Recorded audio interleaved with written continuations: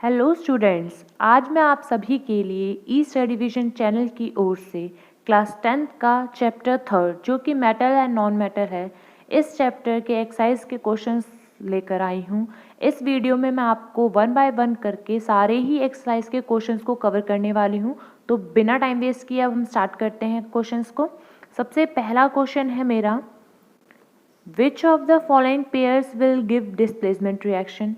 तो आपने अगर मेरी प्रीवियस वीडियोस देखी होंगी तो आपको पता होगा कि हमारा डिस्प्लेसमेंट रिएक्शन होता क्या है। तो एक अगर हाईली रिएक्टिव एलिमेंट एक सॉल्यूशन में से लो रिएक्टिव एलिमेंट को अगर डिस्प्लेस करता है तो वो रिएक्शन हमारी डिस्प्लेसमेंट रिएक्शन कहलाई जाती है। तो अब हम यहाँ पे ऑप्शन देखें, अगर यहाँ पे NaCl जब कॉपर मेटल के साथ मिलाया जा रहा है तो देखिए यहाँ पे जो कॉपर मेटल है हमारा, ये हमारा लो रिएक्टिव होता है देन सोडियम से, तो यहाँ पे डिस्प्लेसमेंट रिएक्शन नहीं अकर करेगी। सेकेंड वाले में देखें, मैग्नीशियम क्लोराइड सोल्यूशन और एल्यूमिनियम मेटल का रिएक्शन करवाया जा रहा है, तो यहाँ पर भी सेम चीज़ है कि मैग्नीशियम हाईली रिएक्टिव होता है देन एल्यूमिनियम से, इसीलिए जो एल्यूमिनियम है वो डिस्प्लेस नहीं कर पाएगा।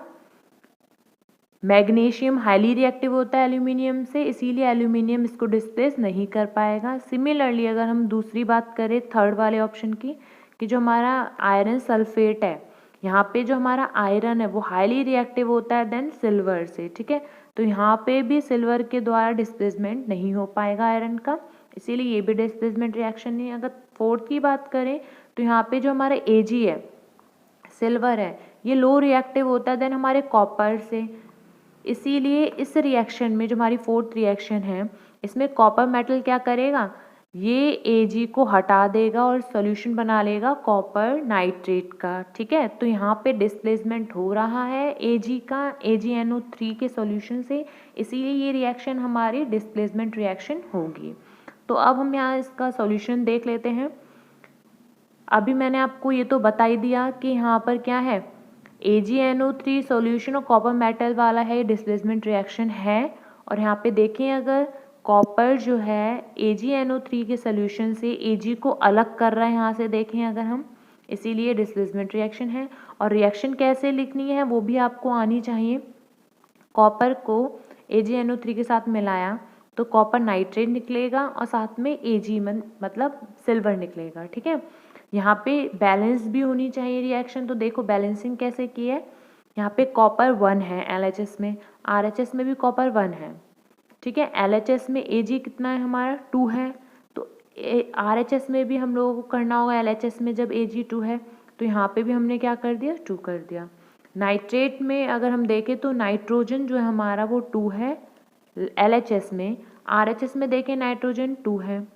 ऑक्सीजन की बात करें तो देखिए 3 2 जा 6 है ऑक्सीजन LHS में, तो यहाँ पे भी अगर हम देखें RHS में 3 2 जा 6 है, तो ये हमारी फुल्ली बैलेंस है, एकदम सही है ये आपकी।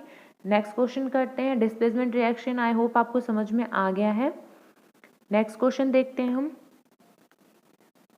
Which of the following methods is suitable for preventing an iron frying pan for rusting. इसमें ये बोला गया है कि इनमें से कौन सा तरीका है वो सुइटेबल होता है आयरन को, जो हमारी फ्राइंग पैन होती हैं आयरन की, उनको अगर हमें रस्टिंग से बचाना है। तो रस्टिंग तो आप सभी को पता है कि जो आयरन के आर्टिकल्स होते हैं उनमें अगर चीज़ें जैसे कि एसिड हो गया, वाटर हो गया, ठीक है, ऑक्सीजन हो गया, ये सारी चीज़ें रिएक्ट करती हैं तो क्या हो जाता है, वहाँ पर रस्टिंग टेक प्लेस करता है। अब इसी रस्टिंग को बचाने के लिए, मीन्स ऑक्सीजन से दूर रखने के लिए, एसिड से दूर रखने के लिए, मॉइस्चर से दूर रखने के लिए, वाटर से दूर रखने के लिए हम क्या करते हैं, चीज़ों को, डिफरेंट चीज़ों को अलग अलग करते हैं। वैसे रस्टिंग के लिए हम ग्रीस भी करते हैं, पेंट भी करते हैं, इलेक्ट्रोप्लेटिंग भी करते हैं, गैल्वेनाइजेशन भी करते हैं, बट यहाँ पर क्या है, जो आर्टिकल है वो इस तरीके का है, फ्राइंग पैन है। यहाँ पर हम खाना बनाने के लिए फ्राइंग पैन को यूज़ करते हैं ना, इसलिए। तो यहाँ पर जो ऑप्शन होगा हमारा, हम ग्रीस तो अप्लाई कर नहीं सकते खाने वाले पैन में, पेंट भी अप्लाई नहीं कर सकते, हम अप्लाई कर सकते हैं कोटिंग किसकी, जिंक की, ठीक है। तो यहाँ से सबसे अप्रोप्रिएट जो सुइटेबल मेथड होगा वो सबसे अच्छा हमारा होगा जिंक को अप्लाई करना। जिंक की कोटिंग अगर हम लगा देंगे फ्राइंग पैन में तो हमारा ना ही ऑक्सीजन उससे रिएक्ट कर पाएगा, एक लेयर बन जाएगी जिंक की, उसकी वजह से वो आयरन के आर्टिकल से नहीं लग पाएगा, ऐसे ही वाटर उससे अटैच नहीं हो पाएगा, वहाँ पे रस्टिंग टेक प्लेस नहीं करेगी। तो सबसे अच्छा मेथड इनमें से हमारा है applying a coating of zinc, ठीक है, जिसको हम गैल्वनाइजेशन भी बोलते हैं। ये प्रोसेस जो होता है गैल्वनाइजेशन कहलाता है। नेक्स्ट क्वेश्चन हमारा क्वेश्चन नंबर 3, इसमें बोला गया एक एलिमेंट है वो रिएक्ट कर रहा है ऑक्सीजन से और एक कंपाउंड बना रहा है, ठीक है, with a high melting point, जिसका मेल्टिंग पॉइंट बहुत हाई होता है। अब ये जो कंपाउंड है वो वाटर में भी सोल्यूबल है। अगर ये सारी चीज़ें हैं कि ऑक्सीजन में मिलने के बाद वो हाई मेल्टिंग पॉइंट का एक निकल रहा है एलिमेंट, साथ साथ में वो एलिमेंट हमारे वाटर में भी सोल्यूबल है, तो वो एलिमेंट कौन सा हो सकता है? कैल्शियम हो सकता है, कार्बन हो सकता है, सिलिकॉन हो सकता है या आयरन हो सकता है।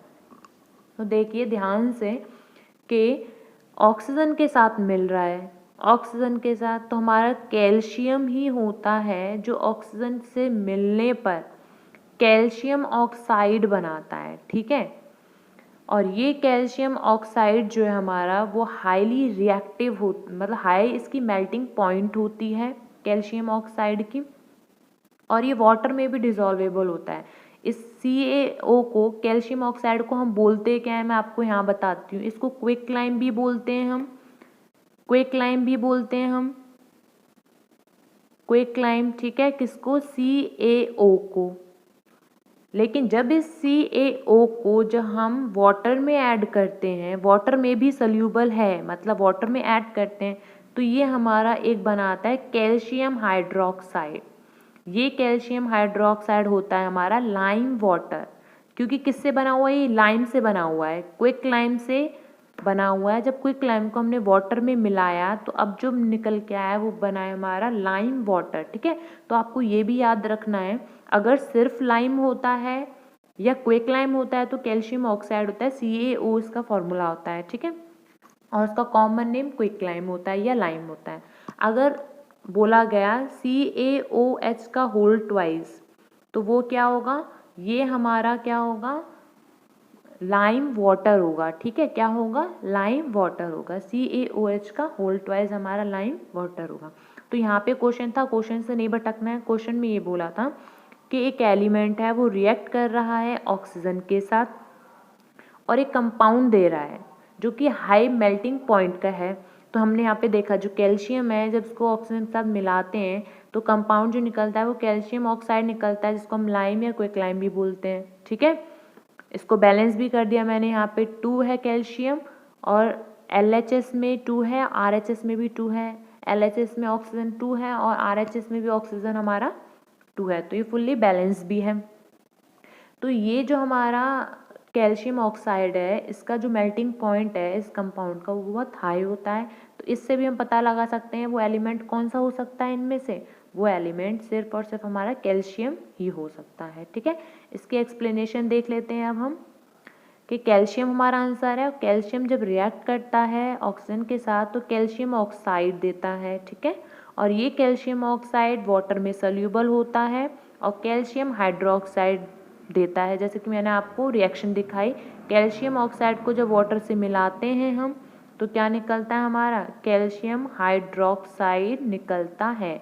और इस रिएक्शन को हम क्या बोल सकते हैं? देखिए यहाँ पे 2 रिएक्टेंट एक सिंगल प्रोडक्ट को जन्म दे रहे हैं, है ना, सिंगल प्रोडक्ट बना रहे हैं, तो यहाँ पे रिएक्शन हमारी कॉम्बिनेशन रिएक्शन होगी। नेक्स्ट क्वेश्चन देख लेते हैं। नेक्स्ट क्वेश्चन है हमारा क्वेश्चन नंबर 4 और इसमें बोला गया food cans are coated with tin and not with zinc because food cans जो होती हैं जिनमें खाने की सामान हम रखते हैं, फूड कैन्स, उनको हम टिन से कोट करते हैं लेकिन जिंक से नहीं करते। तो क्यों नहीं करते जिंक से, टिन से क्यों करते हैं?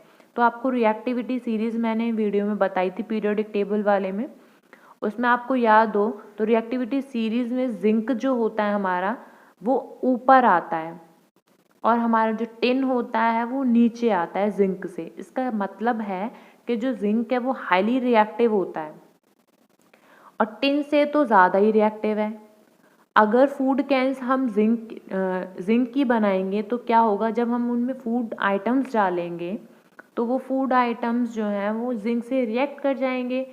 क्यों? क्योंकि जिंक तो हाईली रिएक्टिव होता है, तो जिंक जो है फूड में रिएक्ट कर जाएगा और हम पॉइजनस बना देगा फूड को। इसीलिए हम चीज़ों को, जो फूड कैन्स हैं, इन फूड कैन्स को हम टिन से कोट करते हैं, ना कि हम जिंक से।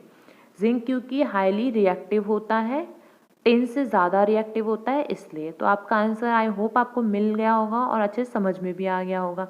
अगर आपको मेरी ये वीडियो पसंद आ रही हो तो प्लीज़ लाइक कीजिए और अपने फ्रेंड्स को भी शेयर कीजिए, ताकि वो भी प्रॉफिट ले सके इस वीडियो से, उनको भी बहुत अच्छे समझ में आए। और साथ साथ जो इस चैनल पे नए आए हैं वो बच्चे हमारे चैनल को ज़रूर सब्सक्राइब कर दें और साइड में बेल आइकन को भी दबा दें, ताकि आपको न्यू वीडियोस का नोटिफिकेशन ज़रूर मिलता रहे। ठीक है, तो यहाँ पे मैं आपको ये बता रही थी कि जिंक जो है वो मोर रिएक्टिव होता है टिन से, और फूड कैन्स जो हैं उनको हम कोट करते हैं टिन से और जिंक से नहीं करते। क्यों? अभी मैंने आंसर बताया वही है, क्योंकि जो जिंक है वो मोर रिएक्टिव होता है और ज़्यादा इलेक्ट्रोपॉजिटिव होता है टिन से। ज़्यादा इलेक्ट्रोपॉजिटिव है और ज़्यादा रिएक्टिव है, इसका मतलब क्या हो गया? इसका मतलब ये हो गया कि फूड जब उसमें डाला जाएगा तो फूड से वो जल्दी से रिएक्ट कर जाएगा और चीज़ों को हार्मफुल बना देगा। इसीलिए हम उसमें टिन का कोटिंग करते हैं, ना कि जिंक का। नेक्स्ट क्वेश्चन है हमारा, यू आर गिवन हैमर। आपको हैमर दिया हुआ है, बैटरी दी हुई है, बल्ब दिया हुआ है, वायर और स्विच दिया हुआ है, ये सारी चीज़ें दी गई हैं आपको। ठीक है, अब इसमें कहा है पहला ऑप्शन कि how could you use them to distinguish between samples of metals and non metal. इनमें से आप किस तरीके से चीज़ों को डिस्टिंग्विश करेंगे कि मेटल्स और नॉन मेटल्स में कैसे अलग अलग करेंगे। तो देखिए, मेटल्स और नॉन मेटल्स की प्रॉपर्टी मैंने आपको बहुत ही क्लियरली बताई थी वहाँ पर, मेलिएबिलिटी की, डक्टिलिटी की। अगर चीज़ें मेलिएबल हैं, डक्टाइल हैं और सोनोरस हैं तो वो चीज़ें हमारी क्या हैं? वो हमारी मेटल्स हैं। और अगर ये काम नहीं हो पा रहा है तो वो हमारी चीज़ें नॉन मेटल्स हैं। ठीक है, ऊपर ऊपर का मोटा मोटा मैंने आपको बता दिया। तो यहाँ से किस तरीके से हम कर सकते हैं इनको, कि मेटल्स जो हैं उनको बीट किया जाता है थिन शीट्स में हैमर के द्वारा, बिना ब्रेकिंग के। अगर ऐसा हो रहा है कि हैमर मारने पर वो मेटल्स जो हैं, चीज़ें, सब्सटेंस जो हैं वो बीट हो रही हैं, छोटी छोटी शीट्स, पतली पतली शीट्स में कन्वर्ट हो रही हैं, तो वो हमारे मेटल्स होंगे। और जो नॉन मेटल्स हैं वो बीट हो ही नहीं पाते हैमर से और शीट्स फॉर्म कर ही नहीं पाते। ठीक है, जो नॉन मेटल्स होते हैं वो ब्रेक हो जाते हैं पीसेस में, छोटे छोटे पीसेस में ब्रेक हो जाते हैं जब हैमर से मारे जाते हैं ना, तो वो शीट्स में कन्वर्ट नहीं होते, वो पीसेस में बिखर जाते हैं, टुकड़े टुकड़े हो जाते हैं उनके। और जो मेटल्स हैं वो मेलिएबल हैं, जबकि हमारे नॉन मेटल्स मेलिएबल नहीं है। मेलिएबिलिटी ही होती है ये कि अगर जब हम हैमर करते हैं मेटल्स को तो वो पतली पतली शीटों में कन्वर्ट हो जाते हैं। यही जो हमारी प्रॉपर्टी होती है मेटल्स की, उसको हम मेलिएबिलिटी बोलते हैं। ठीक है, तो ये पूरा यहाँ से जो है ये पूरा ही मेलिएबल नॉन मेलिएबल आ गया है। अब अगर हम नेक्स्ट बात करें कि जो मेटल्स हैं जब हम उनको कनेक्ट करते हैं सर्किट में बैटरी को यूज़ करके, तो वहाँ पे जैसे बल्ब लगाया, वायर लगाई, स्विच लगाया, और जब उसमें इलेक्ट्रिक करंट को पास किया जाता है सर्किट के द्वारा, तो वहाँ पे बल्ब ग्लो कर जाता है। क्यों? क्योंकि जो मेटल्स होते हैं, अगर मेटल की है वायर वो, तो वो इलेक्ट्रिसिटी को कंडक्ट करवाएगी, और अगर मेटल की नहीं है वो वायर, नॉन मेटल है, तो वहाँ पे इलेक्ट्रिक करंट फ्लो ही नहीं होगा, क्योंकि इलेक्ट्रिसिटी कंडक्ट ही नहीं करते नॉन मेटल्स। ठीक है, तो इस तरीके से यहाँ पे मेलिएबिलिटी कंडीशन ले ली गई है। हम यहाँ पे और भी ले सकते हैं, ज़रूरी नहीं जो यहाँ पे मैंने डाला है वीडियो में आपको वही बोलना है। मैंने आपको मेलिएबिलिटी बताया है और डक्टिलिटी बताई है, सोनोरस प्रॉपर्टी बताई, वहाँ पे वीडियो में जो भी था आप उसमें से कोई भी पॉइंट लेके इन दोनों को डिस्टिंग्विश कर सकते हो। ठीक है, यहाँ पे जो पॉइंट लिए वो मैंने आपको एक्सप्लेन कर दिए ताकि इस वीडियो में आपको कोई प्रॉब्लम ना हो। तो इस तरीके से बल्ब ग्लो हो जाएगा जब मेटल्स कनेक्ट किए जाएंगे सर्किट के द्वारा। और अगर नॉन मेटल्स ले लिया हमने, जैसे सल्फर को कनेक्ट कर दिया, तो बल्ब जो है ग्लो नहीं करेगा। तो इसका मतलब ये भी पॉइंट हो गया, जो मेटल्स हैं हमारे वो गुड कंडक्टर हैं इलेक्ट्रिसिटी के। ठीक है, अब नेक्स्ट क्वेश्चन हमारा ये था कि assess the usefulness of these tests in distinguishing between metals and non-metals। Metals और नॉन मेटल्स में डिफ्रेंशिएट करने को, अलग अलग करने को हम किस तरीके से इनकी यूज़फुलनेस को टेस्ट करेंगे, ठीक है।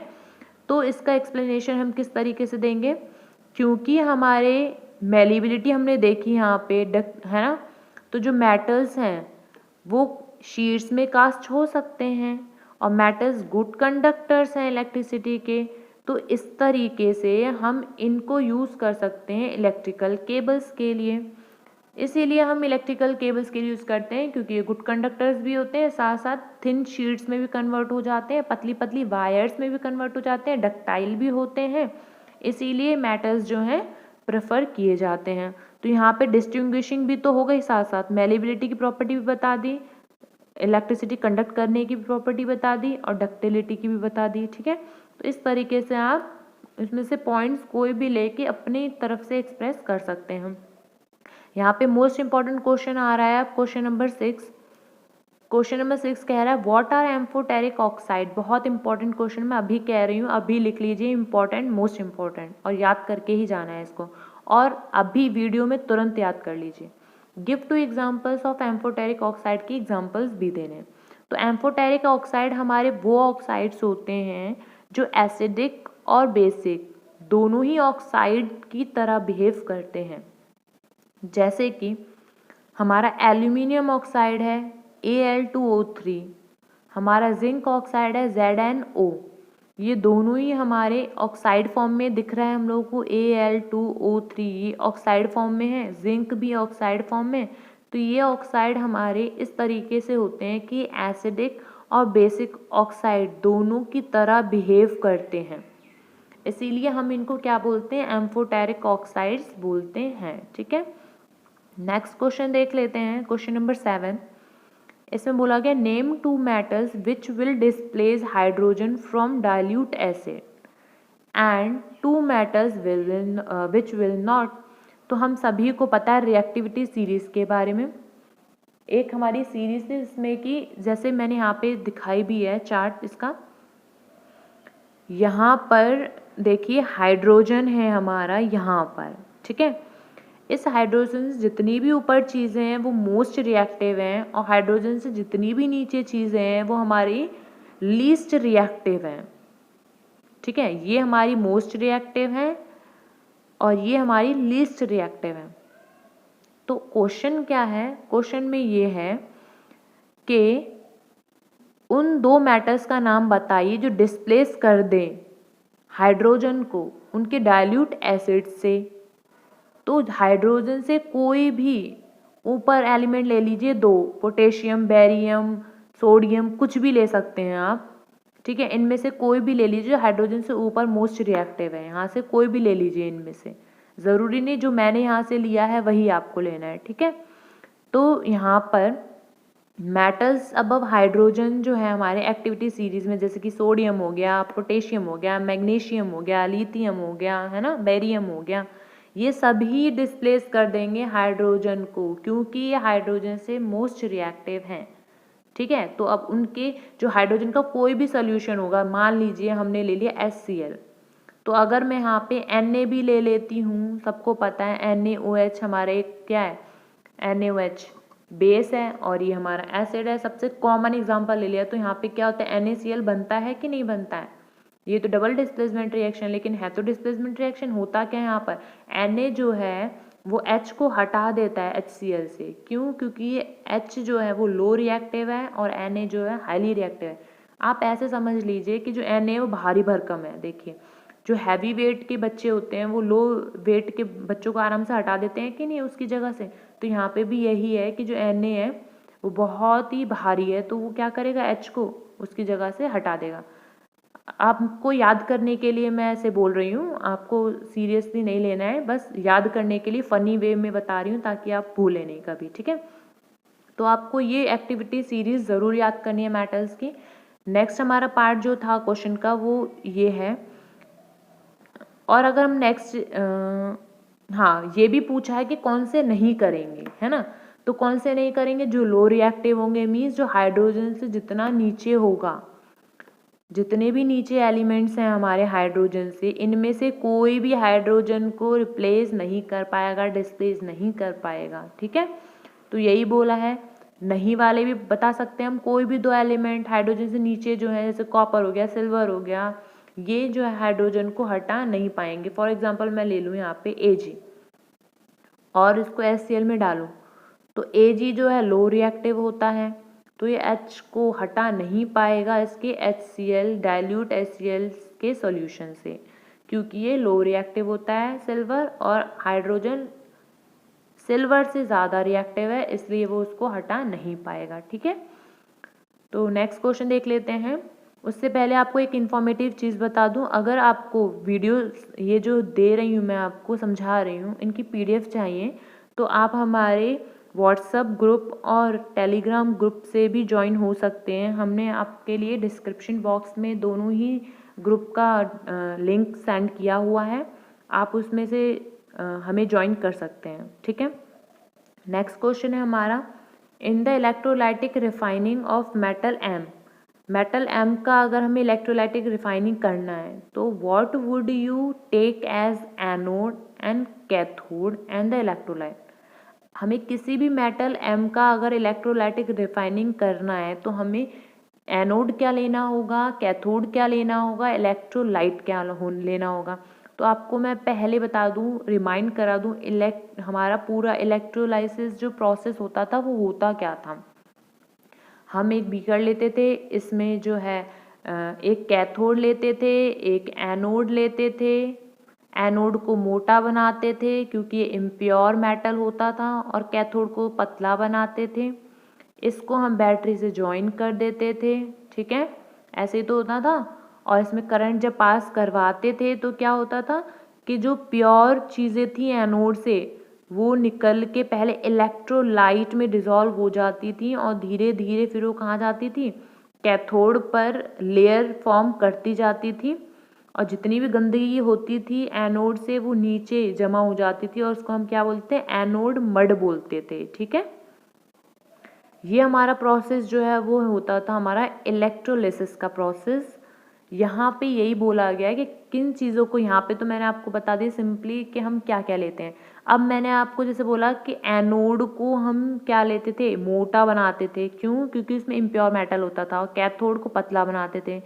और इलेक्ट्रोलाइट क्या लेंगे, उसके अंदर जो सॉल्यूशन लेंगे जिसमें डिप करेंगे उन कैथोड एनोड को, वो हमारा हमेशा मेटल सॉल्ट ही होता था। अभी मेटल सॉल्ट क्या है, फॉर एग्ज़ाम्पल अगर मैं किसी मेटल को प्योर करवाना चाहती हूँ, फॉर एग्ज़ाम्पल यहाँ मैं ले लूँ, मुझे करवाना है Ag को, सिल्वर को करवाना है। ठीक है, तो सिल्वर का इम्प्योर मेटल मेरे को लेना पड़ेगा एनोड पर, और प्योर लेना पड़ेगा कैथोड पर, और यहाँ से जो सॉल्यूशन होगा, इलेक्ट्रोलाइट होगा, वो मेटल सॉल्ट है, तो इसी मेटल का मीन्स Ag का ही सॉल्ट होना चाहिए। तो Ag का सॉल्ट कौन सा हो सकता है, AgCl2 हो सकता है ना, AgCl ही होगा, क्योंकि Ag और Cl दोनों की एक ही वैलेंसी होती है, AgCl होता है। ठीक है, तो यहाँ पे मेरा सिर्फ इस पूरी चीज़ों को बताने का मतलब ये है, तो हम आराम से इसका आंसर दे सकें कि अभी मैंने आपको क्या बताया, कैथोड में प्योर मेटल होता है, एनोड में इम्प्योर मेटल होता है, और इलेक्ट्रोलाइट किसका बनाया जाता है, मेटल सॉल्ट सॉल्यूशन का बनाया जाता है। ठीक है, नेक्स्ट क्वेश्चन है हमारा क्वेश्चन नंबर 9। क्वेश्चन नंबर 9 हमारा कह रहा है, Pratyush took sulphur powder on spatula and heated it. Pratyush नाम का एक लड़का है, उसने सल्फर पाउडर लिया और उसे स्पैचुला पे हीट किया। He collected the gas evolve by inverting a test tube over it. और उसने गैस को कलेक्ट किया इन्वर्ट करके टेस्ट ट्यूब, वहाँ से जो भी गैस निकली बाहर उसको उसने कलेक्ट किया टेस्ट ट्यूब में, टेस्ट ट्यूब को उल्टा कर कर। ठीक है, और उसको शो किया है फिगर में भी बिलो। तो इसमें क्वेश्चन ही पूछा गया, what will be the action of gas on. Gas जो निकली है उसने कलेक्ट की है, उसका क्या एक्शन होगा। साथ में इसी के पॉइंट्स पूछे हैं कि ड्राई लिटमस पेपर पे क्या एक्शन होगा उस गैस का, और मॉइस्ट लिटमस पेपर पे क्या एक्शन होगा।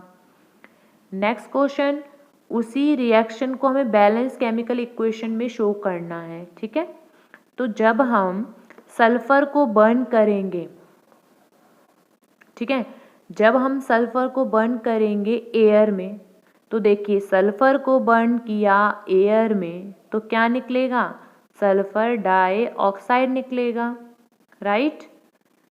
सल्फर डाइऑक्साइड निकलेगा कब, जब सल्फर पाउडर को बर्न किया जाएगा एयर में तो सल्फर डाइऑक्साइड फॉर्म होगी। ये सल्फर डाइऑक्साइड हमारी इसको ड्राई लिटमस पेपर पे तो इसका कोई असर नहीं होगा, ड्राई लिटमस पेपर पर, सूखा है जो लिटमस पेपर उस पर तो कोई असर नहीं होगा, ठीक है। लेकिन जो हमारा मॉइस्ट लिटमस पेपर होगा वो ब्लू टू रेड में कन्वर्ट कर देगा। क्यों, क्योंकि SO2 वाटर के कांटेक्ट में क्या करता है, वो सल्फ्यूरिक एसिड बन जाता है। अलग से बताती हूँ आपको, मैंने आपको एसिड रेन भी बताया हुआ है। एसिड रेन में क्या होता है, जो हमारी SO2 हार्मफुल गैस होती है जो ऑटोमोबाइल्स, कार वगैरह से निकलती है, रेन जब पड़ती है इसी के ऊपर वाटर H2O, तो ये हमारा H2SO4 एसिडिक एसिड बनाता है ना।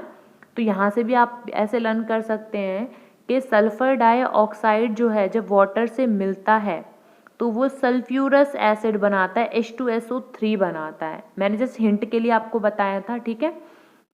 H2SO3 बनाता है, इससे क्या है, ये एक हमारा एसिड है और एसिड करते क्या हैं, वो ब्लू लिटमस पेपर को रेड में कन्वर्ट कर देते हैं, ठीक है।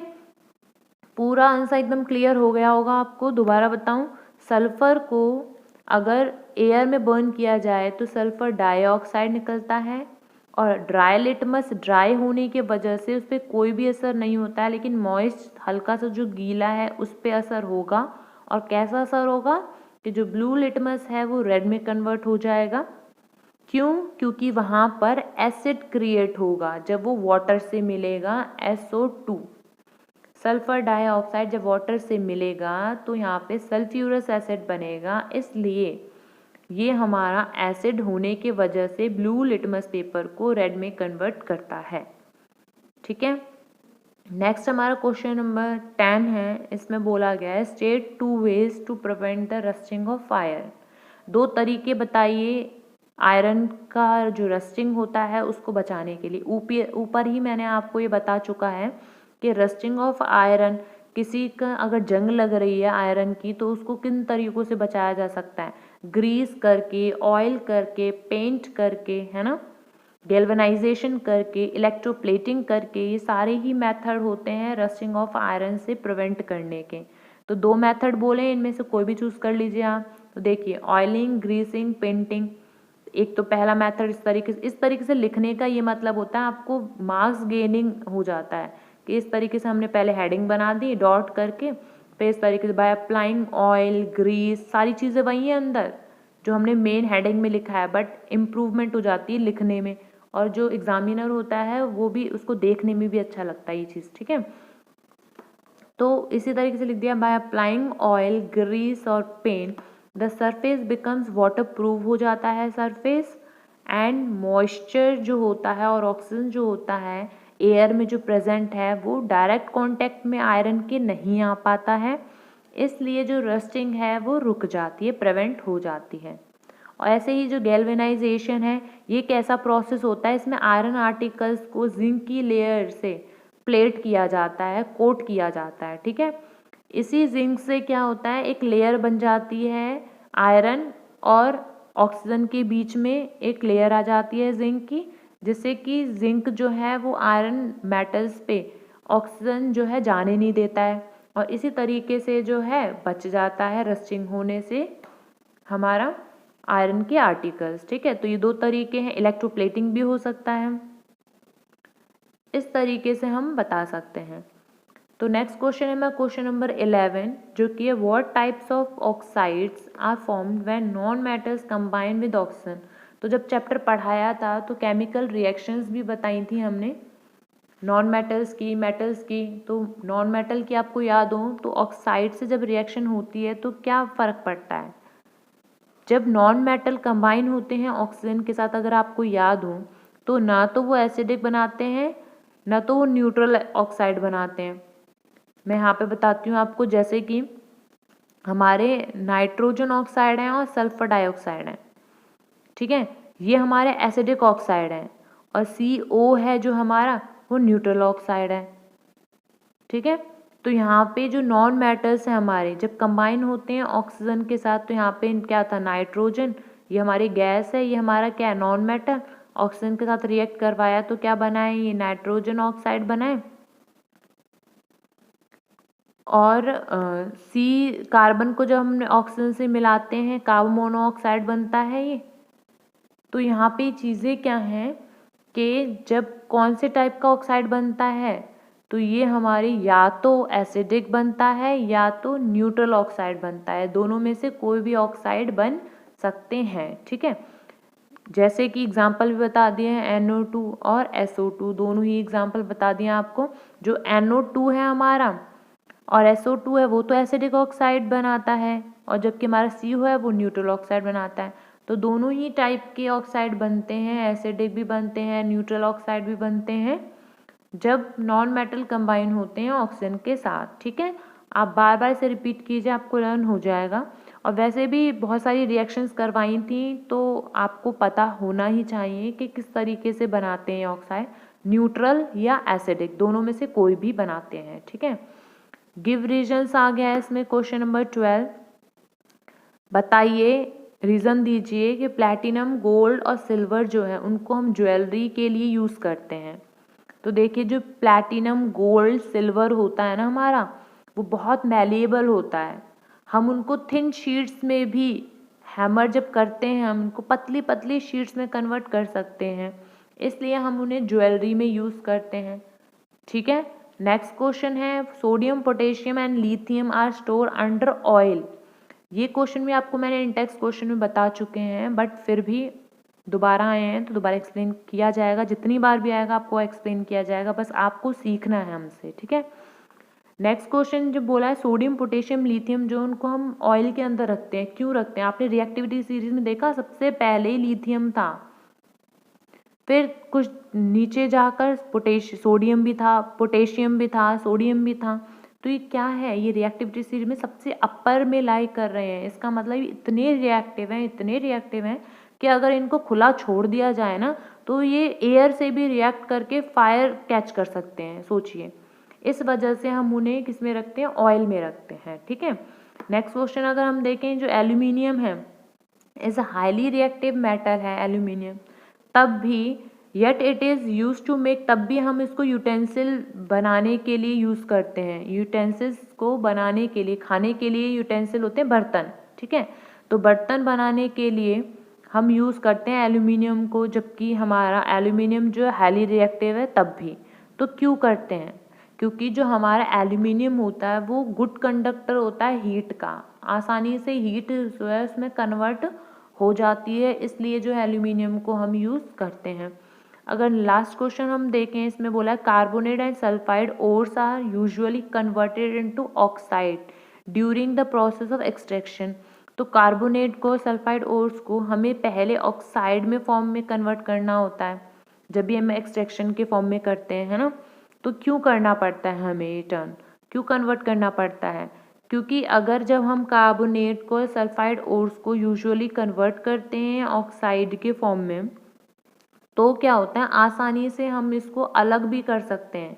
जैसे मैंने आपको कैल्सिनेशन और रोस्टिंग वाला मेथड बताया था, आपको याद हो तो, रोस्टिंग और कैल्सिनेशन वाला, उसी तरीके से जैसे कि अगर हम यहाँ पे देखते हैं, तो यहाँ पे जब रिड्यूस करते हैं मेटल ऑक्साइड को फ्री मेटल्स में, ये तरीका है कि फ्री मेटल्स में रिड्यूस करना, जैसे कि कैल्सिनेशन और आपको मैंने रोस्टिंग में बताया।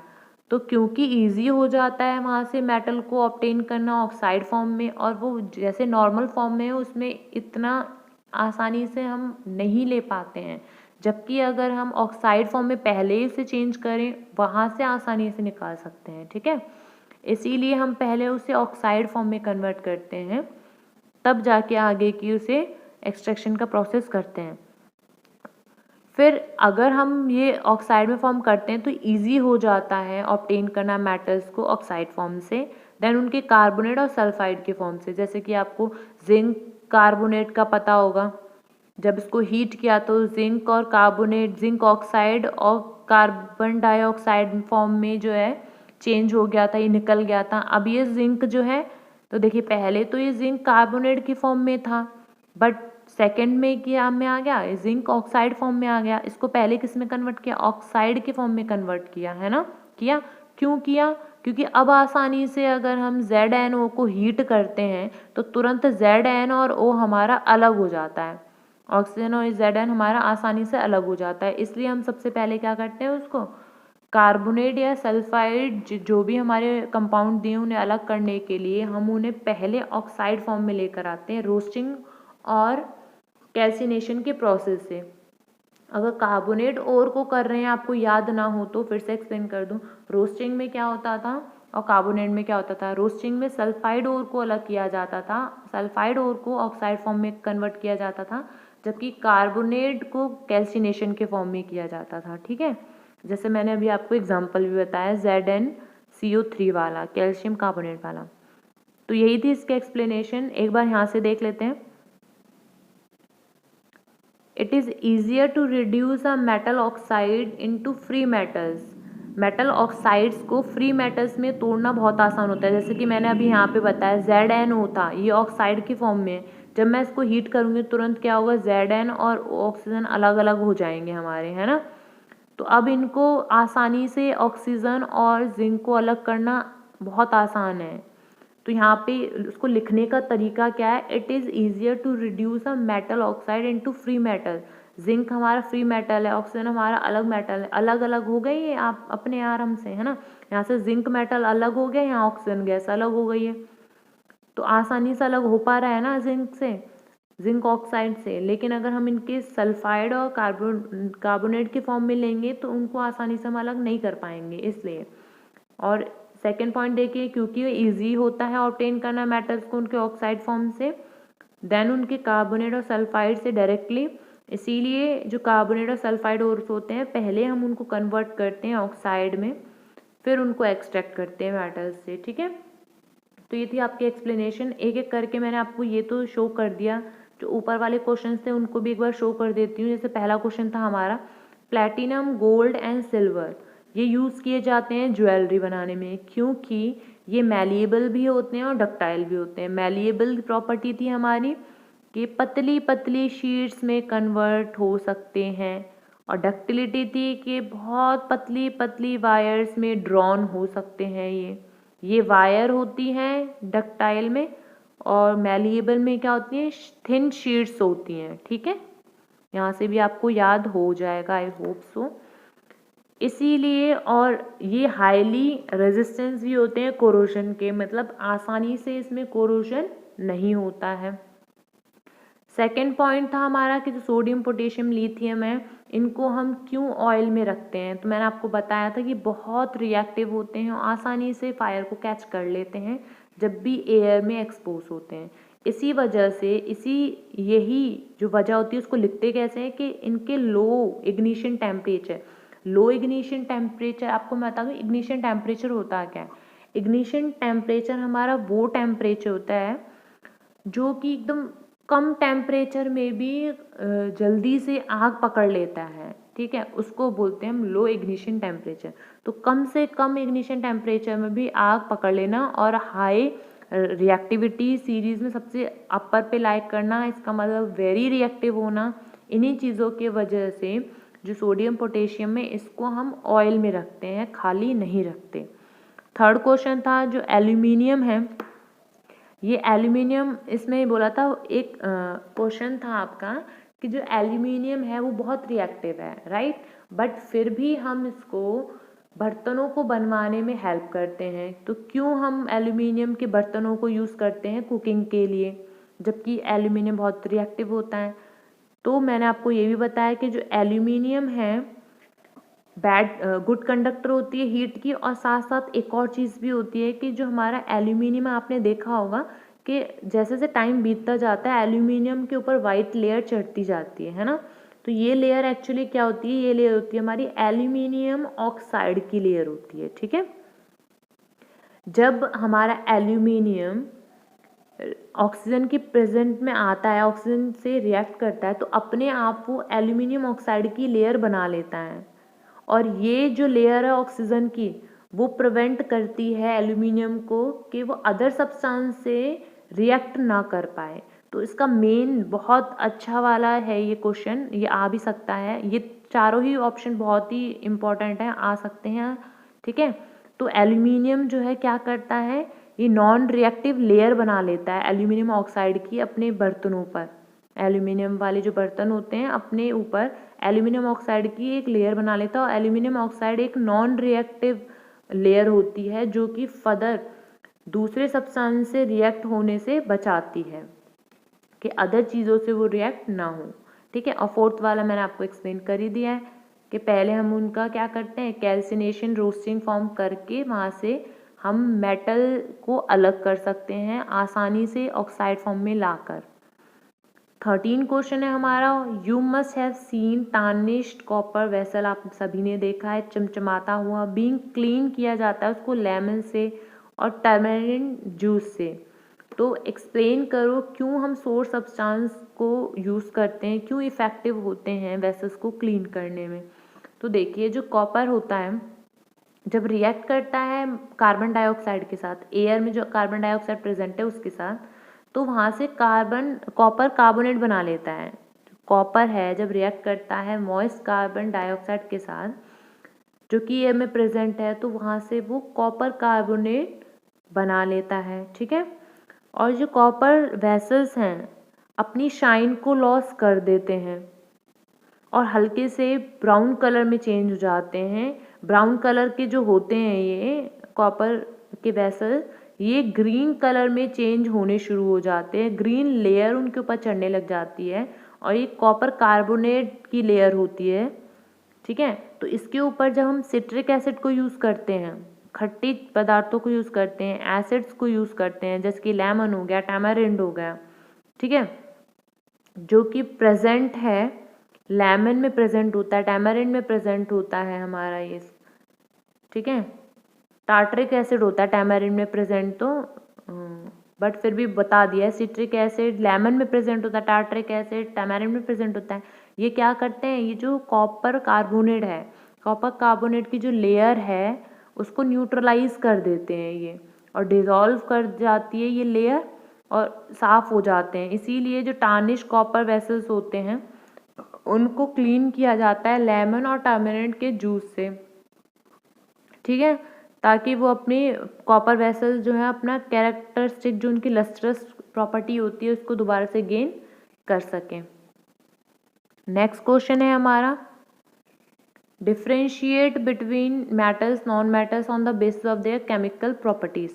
तो मेटल्स नॉन मेटल्स का थियोरिटिकल में भी आपको मैं थ्योरी वाली वीडियो में बहुत अच्छे से क्लियर कर चुकी हूँ ऑलरेडी, बट फिर भी हाँ क्वेश्चन आया तो चलो लेट्स कर लेते हैं, डू इट। मेटल्स जो होते हैं बेसिक ऑक्साइड को फॉर्म करते हैं और एम्फोटेरिक ऑक्साइड को भी फॉर्म करते हैं, ऊपर ही आपको मैंने दिखाया था amphoteric oxide. Non metals acidic और न्यूट्रल दोनों को ही फॉर्म करते हैं। ठीक है, याद हो तो आपको मैंने एल्यूमिनियम ऑक्साइड और साथ साथ मैंने आपको जिंक ऑक्साइड दोनों का ही एग्जाम्पल बताया था। एम्फोटेरिक ऑक्साइड में बोला था एम्फोटेरिक ऑक्साइड बहुत इंपॉर्टेंट है, राइट। तो यहाँ पे वही है कि जो मेटल है, यहाँ पे एल्यूमिनियम भी मेटल है और जिंक भी मेटल है, तो ये बनाते क्या, एम्फोटेरिक ऑक्साइड भी बनाते हैं और बेसिक ऑक्साइड भी बनाते हैं मेटल।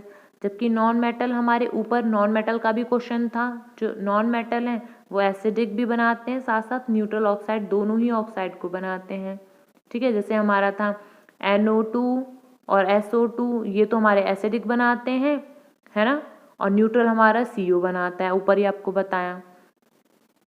तो सेकेंड अगर हम देखें, जो मेटल हैं वो रिप्लेस कर देते हैं हाइड्रोजन को उनके एसिड से और सॉल्ट को बनाते हैं, जैसे कि Na।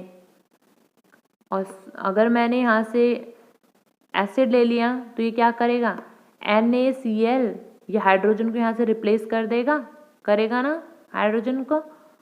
तो तो इस तरीके से ये क्या करते हैं, मेटल्स जो है रिप्लेस कर देते हैं हाइड्रोजन को एसिड से, और क्या बना लेते हैं, यहाँ पे NaCl बना रहा था, मतलब सॉल्ट बना लेते हैं। नेक्स्ट अगर देखें नॉन मेटल में, कि जो नॉन मेटल हैं वो रिप्लेस नहीं कर पाते हाइड्रोजन को एसिड से। अगर मेटल में देखें हम, तो क्लोरीन के साथ जो मेटल होते हैं वो क्लोराइड्स बनाते हैं, जैसे कि हाइड्रोजन क्लोराइड, जैसे कि Na मेटल ले लीजिए, कोई भी क्लोराइड ले लीजिए, जैसे MgCl2 ले लीजिए, मैग्नीशियम क्लोराइड। ठीक है, तो क्या करते हैं, क्लोरीन के साथ मेटल जो हैं वो क्लोराइड्स बनाते हैं, क्लोराइड्स, यहाँ मैग्नीशियम क्लोराइड बना रहा था ना, और ये क्लोराइड्स क्या हो जाते हैं, ये इलेक्ट्रोवैलेंट हो जाते हैं। इसी में अगर हम देखें नॉन मेटल में, तो जो क्लोरीन के साथ नॉन मेटल्स क्लोराइड्स बनाते हैं जो कि कोवलेंट होते हैं। यहाँ पे अगर हम देखें मेटल्स में, तो हाइड्रोजन के साथ कुछ मेटल्स जो हैं वो हाइड्राइड्स बनाते हैं, और जो कि हाइड्राइड्स हमारे इलेक्ट्रोवैलेंट होते हैं, जबकि नॉन मेटल्स जो हैं हाइड्रोजन के साथ बहुत सारे स्टेबल हाइड्राइड्स बनाते हैं, और ये स्टेबल हाइड्राइड्स हैं हमारे, वो कोवलेंट होते हैं। ठीक है, नेक्स्ट क्वेश्चन देख लेते हैं। नेक्स्ट क्वेश्चन में पूछा गया क्वेश्चन 15 में कि एक मैन है, वो went door to door posing as a goldsmith. Goldsmith होते हैं सुनहार। ठीक है, उसके बारे में बोला है कि डोर टू डोर जा रहे हैं वो पोजिंग करने के लिए, जैसे गोल्डस्मिथ हैं वो, इस तरीके से। He promise to bring back the glitter of old, और वो क्या कर रहे हैं कि जो पुराना गोल्ड है और डल गोल्ड के ऑर्नामेंट्स हैं एकदम धुंधले से हो गए, उनको चमकाने का वादा कर रहे हैं। ठीक है, तो एन अनसस्पेक्टिंग लेडी जो है वो गेव एक सेट देती है गोल्ड बैंगल्स का उसको, और जिसमें वो क्या करता है, वो डिप कर देता है एक पर्टिकुलर सोल्यूशन के अंदर, डिप कर देता है। जो बैंगल्स हैं वो स्पार्कल करते हैं एकदम जैसे कि नए हो गए हों, बट उनका जो वेट है वो रिड्यूस हो जाता है एकदम से। तो जो लेडी है वो अपसेट हो जाती है, but after a futile argument के बाद, कुछ टाइम की आर्ग्यूमेंट होती है उनके बीच में, जो मैन है वो बीट करता है हैस्टी रिट्रीट को, ख़त्म कर देता है ना।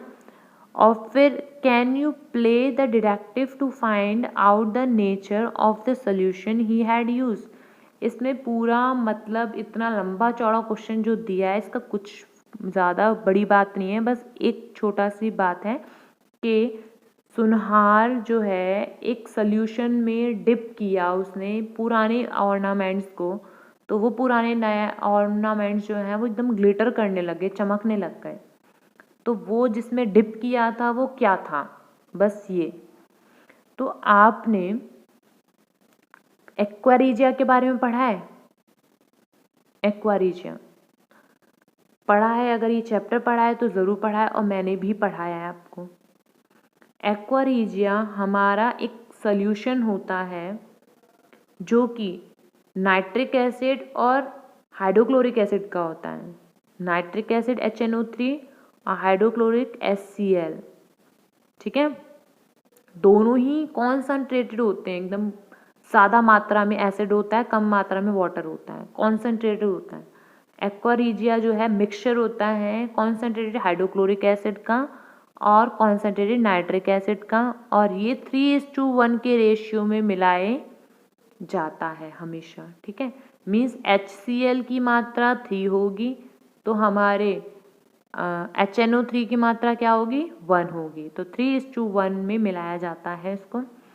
एक्वारीजिया जो है, अगर पुराने से पुराने गोल्ड ऑर्नामेंट भी होते हैं, पुराने से पुराने हमारे कुछ भी, जैसे जैसे इसमें दिखाया था, यहाँ पर क्या था कि बैंगल्स थे उसके पुराने सोने के, तो उसने एक्वारीजिया में डाला तो क्या हो गया, वो एकदम चमकते हुए निकले, लेकिन उनका वेट क्या हो गया, रिड्यूस हो गया।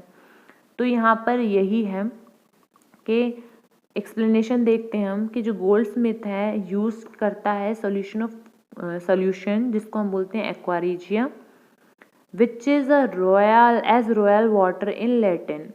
विच is called as royal water in Latin. Latin में इसको रॉयल वाटर भी बोलते हैं, ठीक है।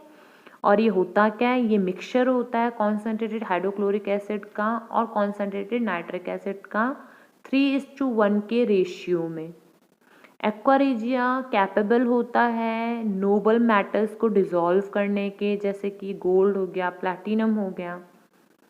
व्हेन अपर लेयर जो होती है डल गोल्ड की, ऑर्नामेंट की, जब डिसॉल्व की जाता है एक्वा रेजिया में, तो अपने वेट को वो लॉस कर देते हैं, क्योंकि ऊपर की जितनी भी गंदगी होती है उसको भी वो क्लीन कर देते हैं, सारी इम्प्योरिटीज़ को हटा देते हैं, उसके वजह से जो वेट है वो भी लॉस हो जाता है।